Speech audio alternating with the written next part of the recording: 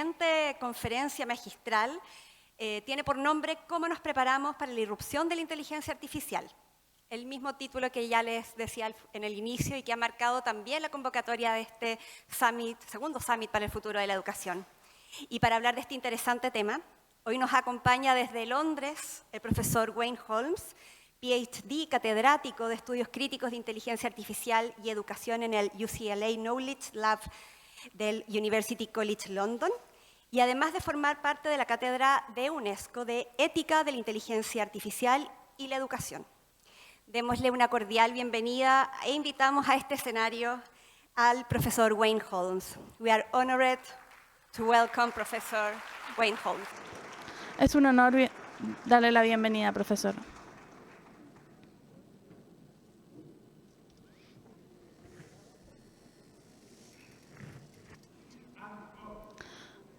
Gracias por la presentación. Quiero darles las gracias también a la UNESCO y a las otras organizaciones por la invitación y para poder estar con ustedes aquí en Santiago. Es mi primera vez aquí y estoy orgulloso y honrado de estar aquí el día de hoy. Como se ha dicho anteriormente, bueno, debería darle las gracias también por permitirme hablar en inglés. Bueno, siempre estoy en ese contexto, así que muchas gracias también por eso. Y como les había dicho, mi trabajo es sobre estudios críticos sobre la inteligencia artificial y educación. Cuando las personas me escuchan hablar por primera vez, por lo general piensan que soy negativo en cuanto a esto. Pero me gusta pensar que soy crítico y doy un enfoque constructivo, y la razón por la cual muestro esta imagen es por la razón por la cual tengo que gritar sobre tener este enfoque crítico, porque soy yo muy pequeñito en contra de estas empresas muy grandes y con hartos recursos, así que eso es lo que estoy haciendo. Pero la pregunta es ¿por qué estamos hablando sobre la inteligencia artificial en estos días especialmente? Y hay distintas razones. Y hay una razón positiva. Este es un informe que se lanzó hace unos días, en donde el punto de utilizar inteligencia artificial es encontrar estas nuevas bacterias resistentes a los antibióticos, lo cual es increíble. Esto ayuda entonces al proceso. Pero al mismo tiempo tenemos otras opciones, y cuando veo este mundo de la inteligencia artificial que todos nos acostumbramos, es sobre las burbujas que se van a reventar. Entonces tenemos que tener bastante cuidado en cómo pensamos. Entonces, para mí, la razón principal por la cual tenemos que pensar en la IA es porque es la primera tecnología que se nos vende como algo parecido a los humanos, pero también se parece a los humanos. Cuando interactuamos es como si lo hiciéramos con un humano y lo sentimos como si fuera un humano. Y es distinto a cualquiera de las tecnologías que hemos tenido hasta ahora. Y también nos dijeron que lo increíble de la inteligencia artificial es que nos aumenta como humanos. Entonces, en esta imagen, el cuerpo del caballo, del centauro, es inteligencia artificial y el torso y la cabeza es humano. Entonces tenemos este poder como caballos y también como humanos. Esto es lo que sucede. Y cuando vemos la inteligencia artificial en el día de hoy, esto es lo que vemos. Entonces necesitamos tener mucho cuidado en cómo pensamos sobre estas cosas. Entonces estamos aquí para hablar sobre la educación y la inteligencia artificial. Para mí, cuando lo vemos en Internet, podemos encontrar miles de sitios que hablan sobre la educación y la inteligencia artificial. Y esto es por lo general lo que vemos. Y encuentro que esto es bastante impactante. Muchos chicos viendo las pantallas y algo les habla desde la pantalla. A mí me preocupa bastante. Pero también sabemos que hay muchos profesores, incluso profesores el día de hoy, que están preocupados sobre la inteligencia artificial, y lo entiendo. Pero pienso que los profesores del día de hoy están preocupados por las cosas erróneas sobre la inteligencia artificial. Entonces quiero cubrir en mi charla algunas cosas que pienso y que deberíamos estar pensando con más cuidado. Y entonces, ¿qué significa cuando hablamos de esto? Necesitamos pensar esto con cuidado, y pienso que para personas simples como para mí, como yo, en dos recipientes. Uno, que es enseñar y aprender con inteligencia artificial, utilizando en los contextos ICA, conocido por muchos años como IAED. Y el otro es enseñar sobre la inteligencia artificial. Y tenemos que pensarlo también. Y por lo general lo conocemos como conocer la IA. Empecemos con el primero. Esto se puede subdividir en dos grupos, la institución y también enfocado en los profesores y en los estudiantes. Hay distintos enfoques entonces en cuanto a esto cuando pensamos sobre ello. Hay algunos que son enfocados en la institución. Ya hay 5 tipos aquí. Distintas formas en las cuales la inteligencia artificial se utiliza en la educación, la admisión, en la planificación. Tenemos 5 tipos acá que están escritos. Y luego, si pensamos en aquello que está enfocado en los profesores, bueno, tenemos el monitoreo de la sala de clases. Son 12 tipos de formas de utilizar la inteligencia artificial en la educación. Y si pasamos a los estudiantes, hay una lista más larga. Es una larguísima lista de distintas formas de cómo la inteligencia artificial es usada en la educación. Y si ven en la parte de al medio, está la IA generativa. Esta es importante y no debemos olvidarla, pero es solo una de las 30 formas que dijimos que hay para utilizar la IA en la educación. Cuando hablamos sobre la educación, no es solo la IA generativa, son distintas cosas y distintos alcances. Esa fue mi introducción en cuanto a esto, pero quiero tratar de reventar esta burbuja. Una de las cosas que por lo general se nos enseña, que lo bueno de estas tecnologías es que ahorran el tiempo de los profesores. Y esto se ha visto desde los 50 y anteriormente con los psicólogos que han desarrollado estas máquinas que nos ayudan a ahorrar tiempo. Y sabemos que nos ayuda de esa forma, pero realmente lo que pasa es que utilizamos distinto el tiempo. Entonces, hay distintas actividades. Por ejemplo, tienes que escribir los prompts adecuados para que la IA te responda. Entonces, tienes que verificar y volver a escribirlo. Tienes que ver cómo los datos y cómo se ocupan. También tienes que ver la privacidad. También navegar las éticas. Y también tenemos que pensar en los estudiantes y ver qué es lo que ellos no tienen que hacer también con estas tecnologías. Entonces no ahorra tanto tiempo, sino que cambia estos tiempos a otras tareas. Y realmente significa que algunos profesores solían hacer 3 cosas y ahora les permite hacer 5. Entonces hay bastante confusión y tenemos que tener cuidado también.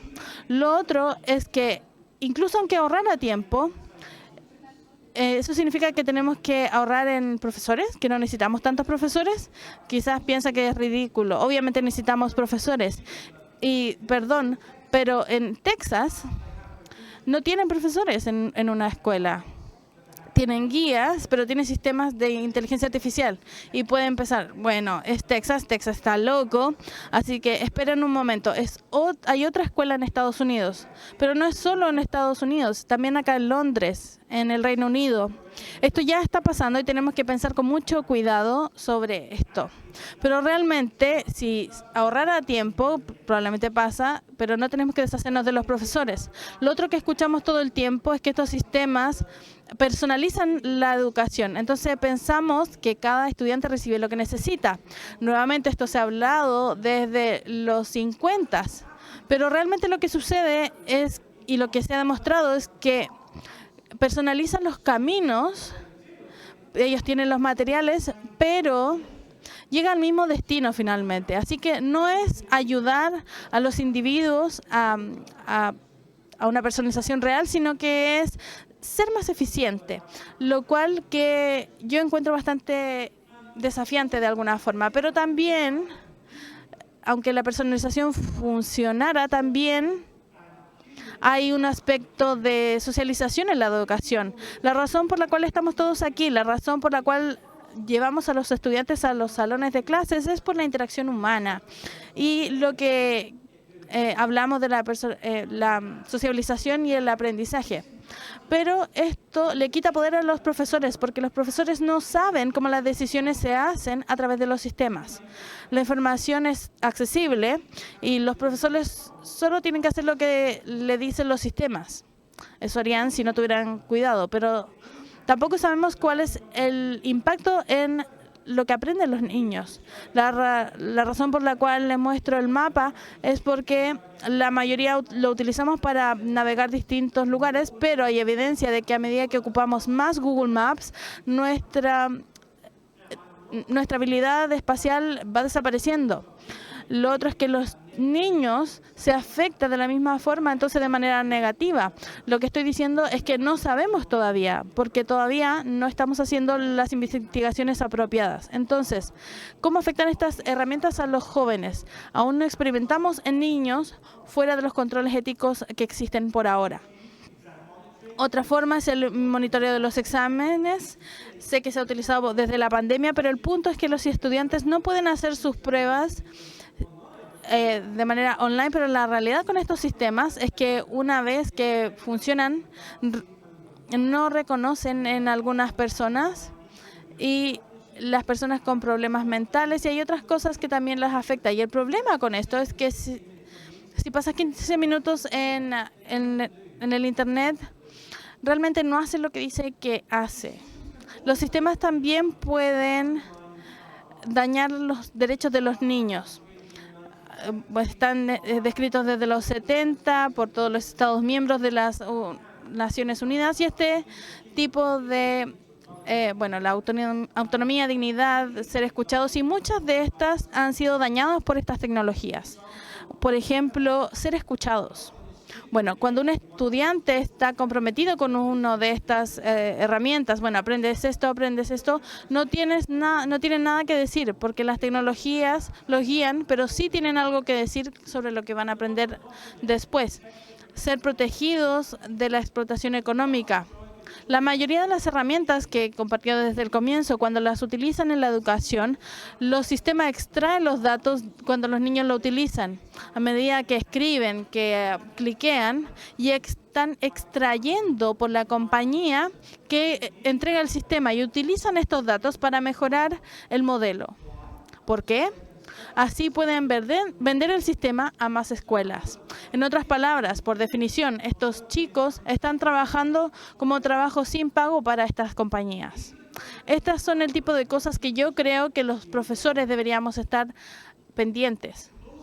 También sabemos que es una comercialización también.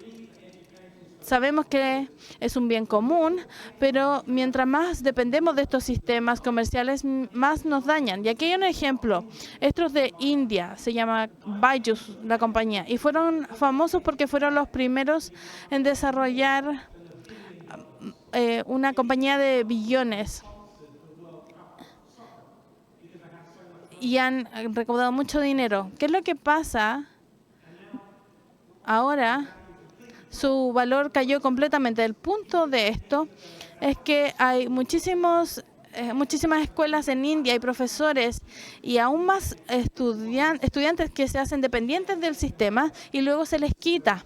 Y ese es el contexto que tienen que enfrentar ahora. Desapareció. Así que hay que tener mucho cuidado con estos sistemas. Una de las cosas que siempre hablo, el problema real, lo que no pueden estar... el día de hoy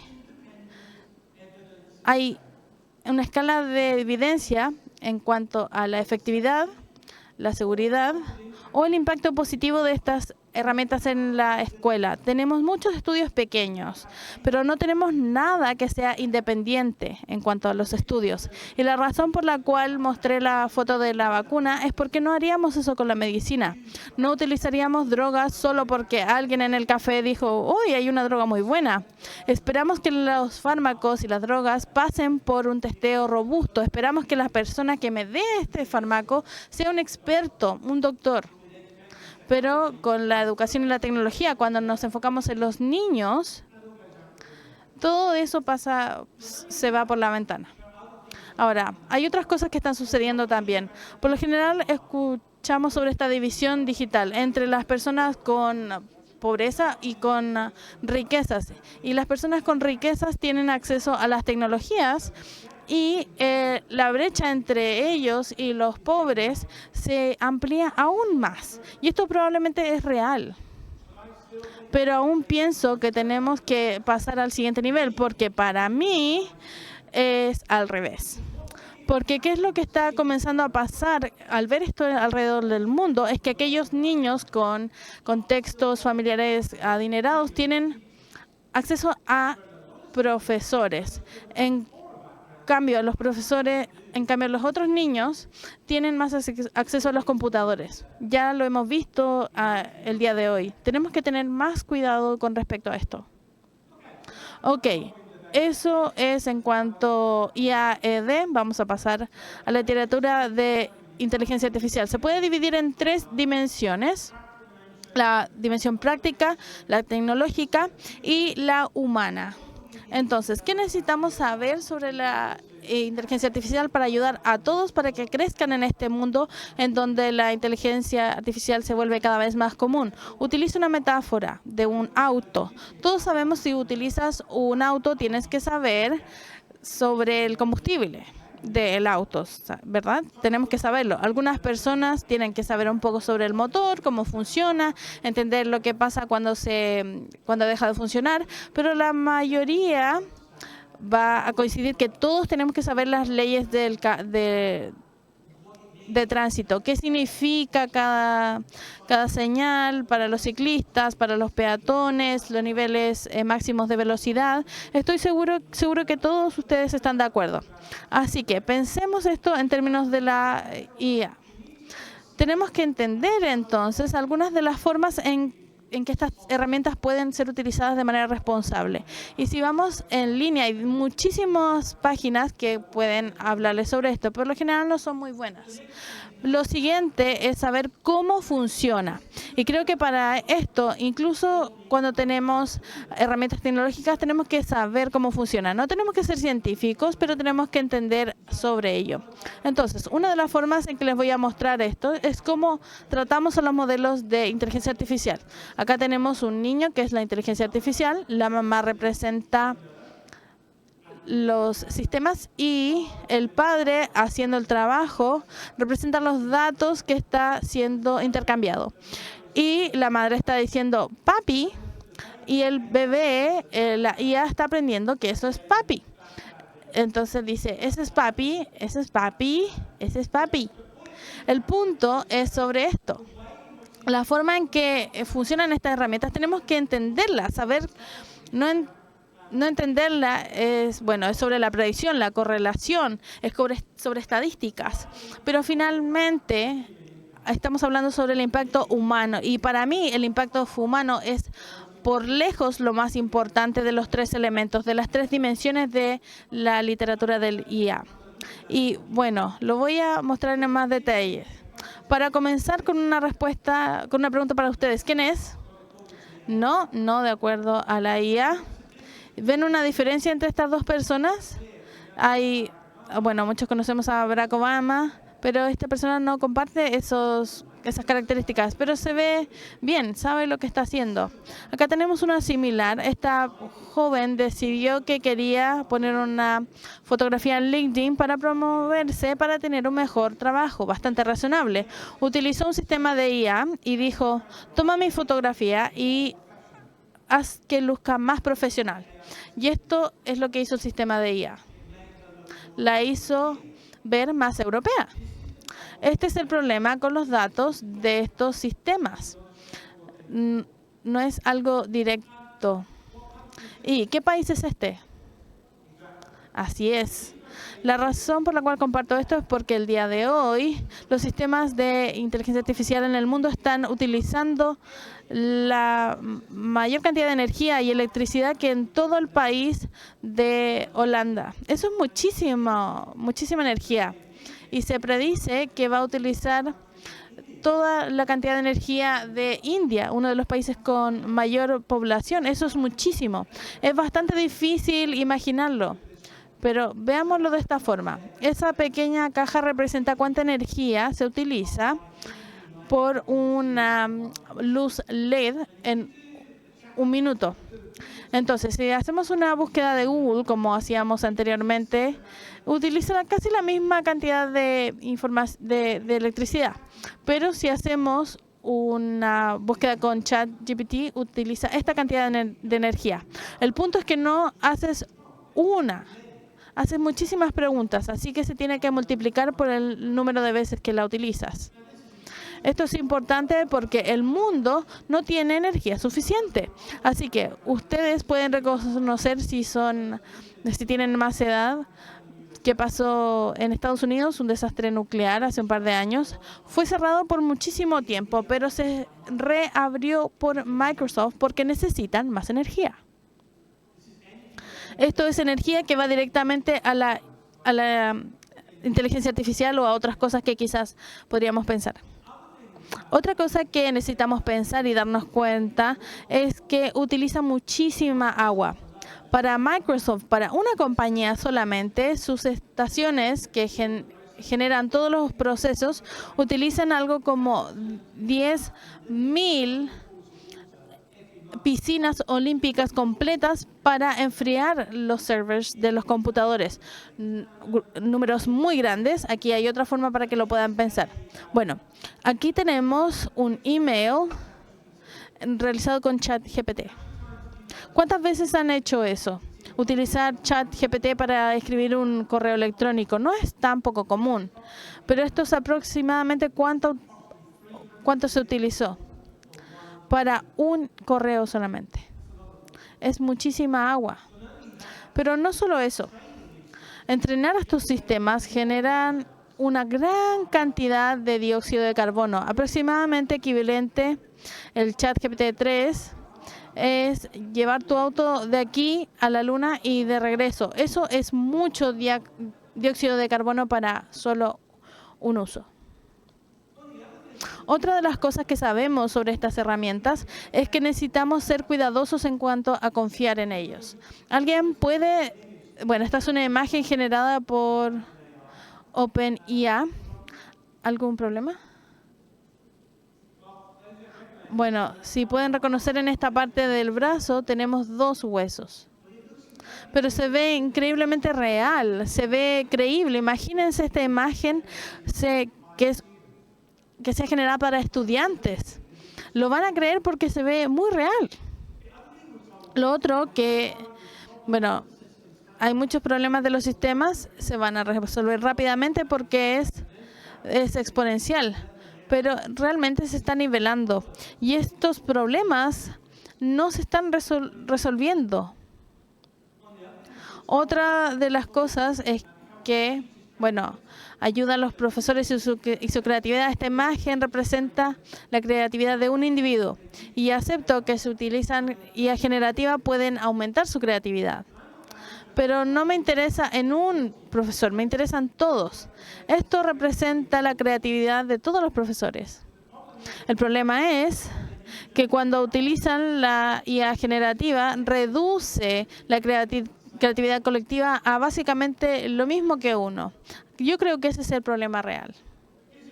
Acá hay un ejemplo de eso. Una de las cosas que solemos hacer como académicos es leer muchos PDF. Ya no tenemos que hacerlo porque los sistemas los lee por nosotros. Así que decidí hacer, este es un texto que le escribí, lo pasé por ChatGPT y le dije, haz un resumen, esto me va a ayudar. Y generó esto, creo que es impresionante, pero no paré, le dije, hazlo de nuevo, de nuevo, de nuevo, de nuevo. Mi punto es, si lo ves, todos son distintos.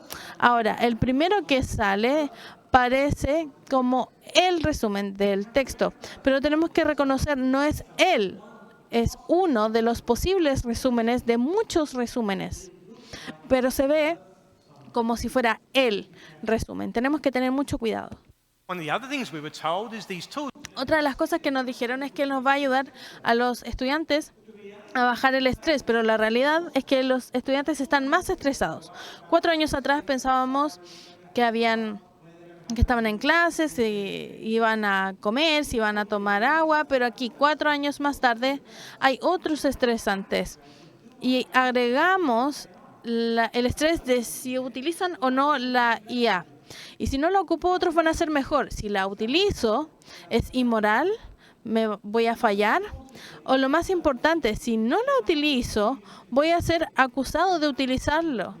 Y eso ha pasado bastante. Muchos jóvenes en el mundo están saliendo de sus clases porque han sido acusados de utilizar estas herramientas cuando juran que no.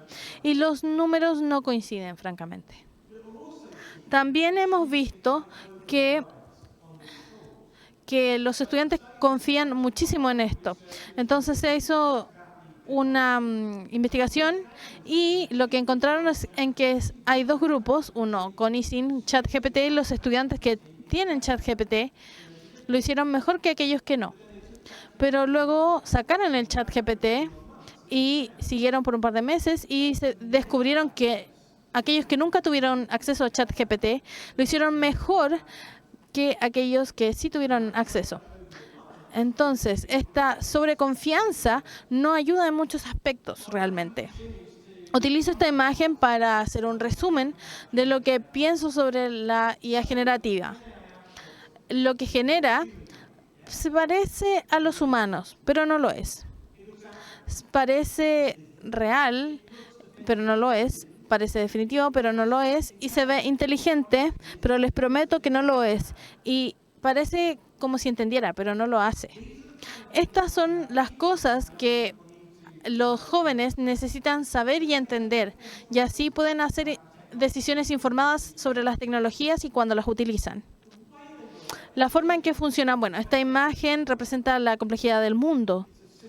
Es una versión simple de la complejidad del mundo, pero lo que hace la IA generativa, por definición, es esto. Lo hace convertirse en esta cubierta que es bleh.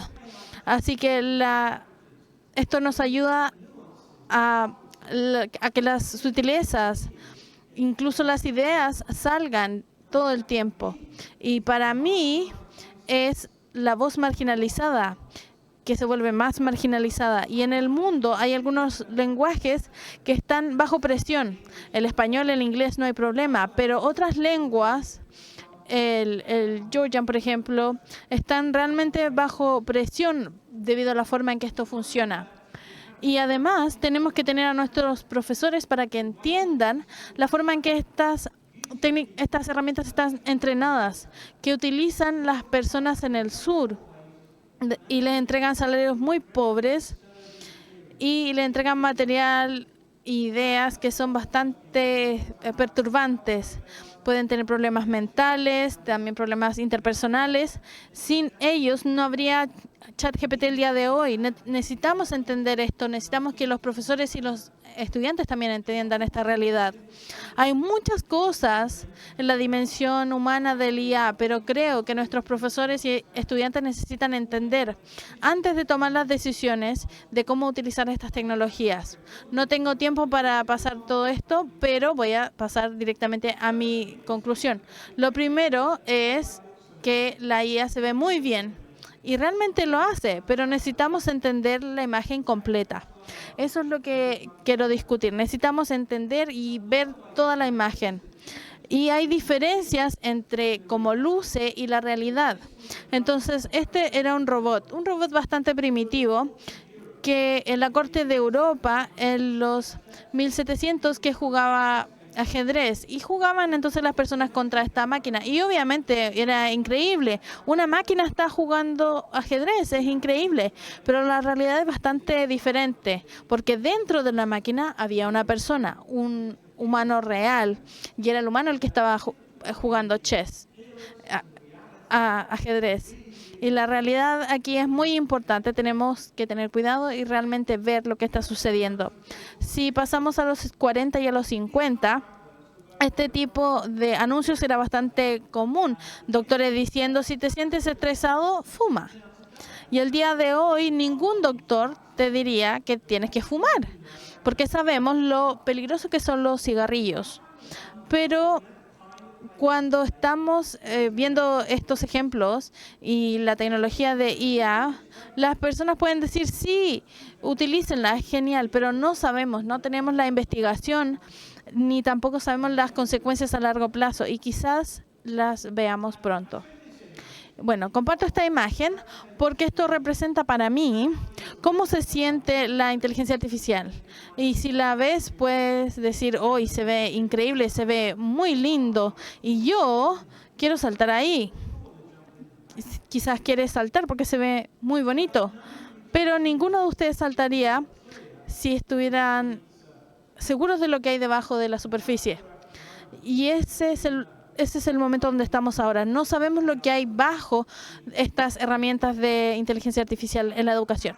Entonces, ¿cómo lo hacemos? Hay dos formas. Necesitamos ver desde arriba y desde abajo. Desde arriba necesitamos regulación. Necesitamos regulación que no detenga a los profesores y estudiantes de utilizarla, pero nos proteja. Asegurar que se les cuida y no se les está engañando. Eso es importante. Eso es lo que estoy haciendo en el Consejo de Europa, en el desarrollo entonces de algunas regulaciones. Pero también necesitamos una perspectiva desde abajo. La regulación no es suficiente. Desde abajo, entonces, necesitamos una educación sobre cómo funciona la IA, que es crítica. Lo más importante es la dimensión humana y la dimensión práctica y tecnológica. Necesitamos entender el impacto de estas tecnologías en ellos, en la sociedad, en el ambiente, cómo podemos tomar decisiones informadas y realmente necesitamos llegar a esto. Entonces, si no conocen la dimensión humana de la IA, si no entienden esos impactos, francamente no conoces la inteligencia artificial. Y si un profesor no conoce, mi opinión es que no pueden tomar decisiones informadas sobre si, cuándo o en qué momento utilizar la inteligencia artificial en la educación. Muchas gracias por escucharme, lo aprecio mucho. Gracias.